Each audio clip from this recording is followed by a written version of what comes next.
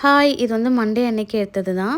So டெய்லியுமே தோசை, கஞ்சி இந்த மாரி தான் சாப்பிட்டுட்டு இருக்கிறதுனால, இட்லி பண்ணி ரொம்ப நாள் ஆகுது வீட்ல. நான் இன்னைக்கு வந்து இட்லி தான் செஞ்சிருந்தேன். ஹோட்டல்ல போகும்போது இட்லி வாங்கி சாப்பிட்றோம். பட் ஆனா வீட்ல நான் இட்லி செஞ்சு ரொம்ப மாசம் ஆகுது. ஸோ அதனால வந்து இன்னைக்கு இட்லி தான் சுட்டிருந்தேன். பாப்பாக்கும் வந்து இன்னைக்கு இட்லி குடுத்துடலாம் மார்னிங்கேன்னு வந்து வீட்ல எல்லாருக்குமே இட்லி பண்ணியிருந்தேன். கூட வந்து நான் சிறுபருப்பு போட்டு தால் பண்ணியிருந்தேன். அந்த காம்போ நல்லாயிருக்கும் இட்லிக்குன்னு அதான் பண்ணி சாப்பிட்ருந்தோம்.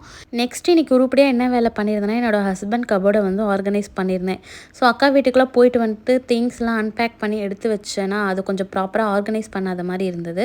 ஸோ அதனால் இன்றைக்கி அந்த ஒர்க்கை பண்ணிடலாமேன்னு வந்து எல்லா ட்ரெஸ்ஸையும் எடுத்து போட்டுட்டு ஒரு டீப் க்ளீன் மாதிரி டஸ்ட் எல்லாம் தட்டிட்டு வந்து நான் எல்லாத்தையும் அரேஞ்ச் பண்ணி வச்சுருந்தேன் ட்ரெஸ்லாம்.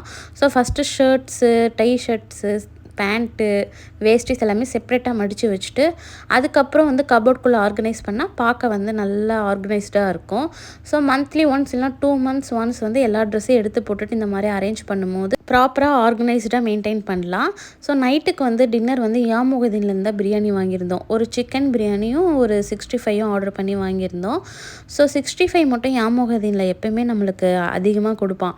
நாங்கள் 250 கிராம் தான் ஆர்டர் பண்ணியிருந்தோம். பட் அதுவே பார்க்க நிறையா இருந்த மாதிரி இருந்தது.